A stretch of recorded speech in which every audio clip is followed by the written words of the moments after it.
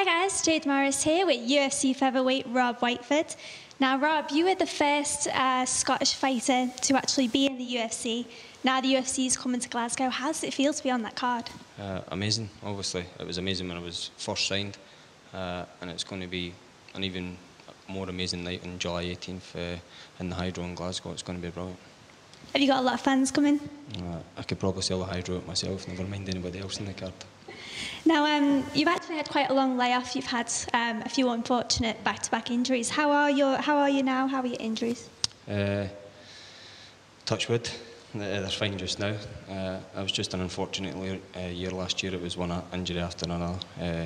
Came out my first fight against Daniel Pineda with an injury. Rehabbed that, then got into another fight camp for Dennis Seaver on Sweden show. I picked up an injury in fight camp there again.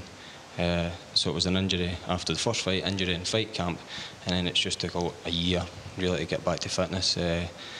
So people think I've been injured for a full year. It's not the case. You know, I was training for a fight, I was training after the first fight, and then I got injured in fight camp towards the end of the first year. So it's not like I've been out of action. You know, I've still been training in the gym, getting better.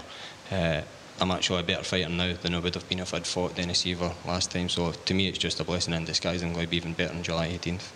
And you said as well, obviously, you were getting quite a lot of fights on short notice. And you said that after your UFC debut, you wanted a full fight camp. Now, you actually train at you have two different fight camps. How long do you spend in between each one? During downtime, I spend as much time as I can in Glasgow. That's my home gym. And then coming up for my fights, I tend to go to America maybe for 8 to 10 weeks just to get ready for the fight. There's nothing you can compare with the gym in America as to back home in Glasgow. Everybody in America is full-time athletes. You're on the mat maybe with 30 to 40 guys, all at the same level, you know, pushing you day in, day out. Same with the coaches as well, it's their full-time job. So I feel as an athlete, to get the best out of me and the best out of the environment is better for me on the fight, coming up leading it, to be in America. But apart from that, I spend as much time as I can back home in Glasgow. Now, you're fighting Irishman Paul Redmond. What do you know about him so far? If you've got a certain game plan going in? I tend really never to try and follow a game plan. You know, if it's up to me, I go and just fight my fight. It's usually the coaches that try and enforce it on me and try and get me to fight the smart fight.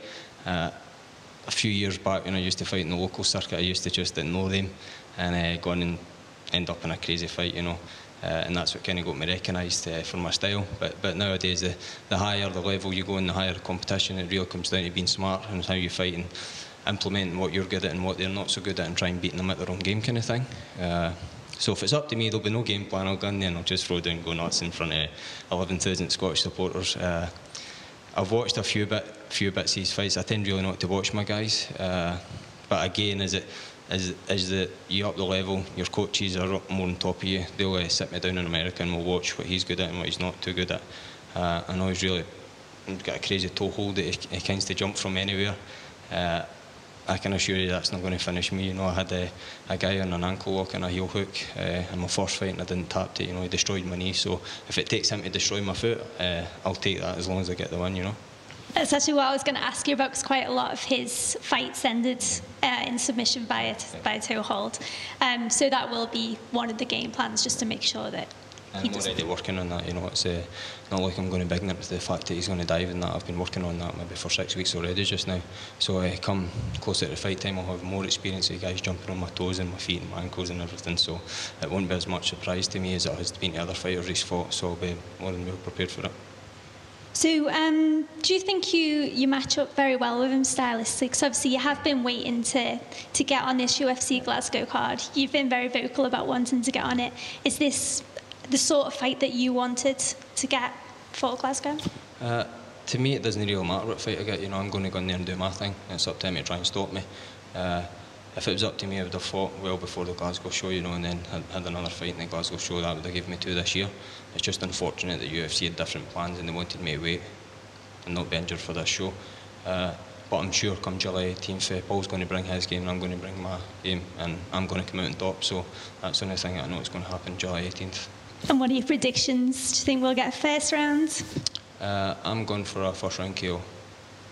First round KO. And you're obviously part of American top team as well. Have you been watching The Ultimate Fighter with them against the Black Zillions? What do you think of the show? I was fortunate enough to be over an American top team when the show was running.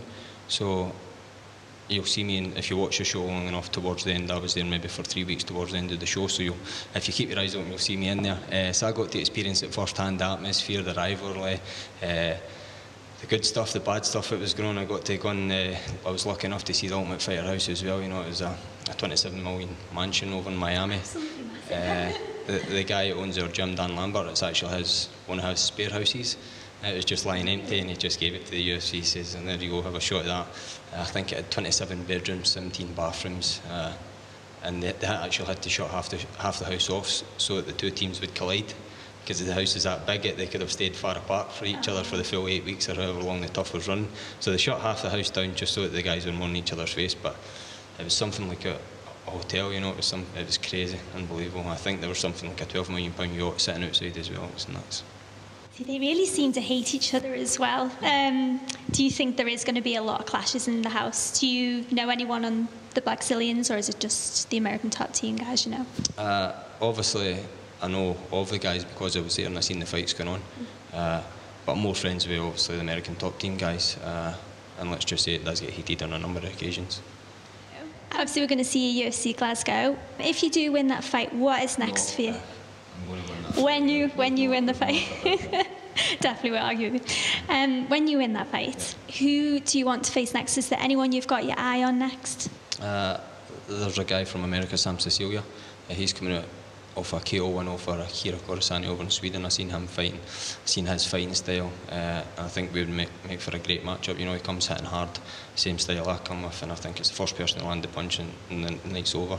Again, it'll be me landing the first punch and the night will be over for him shortly. Well, we are certainly looking forward to your fight. Thank you so much for taking the time out, and we'll let you get back into fight camp. Thank you so much.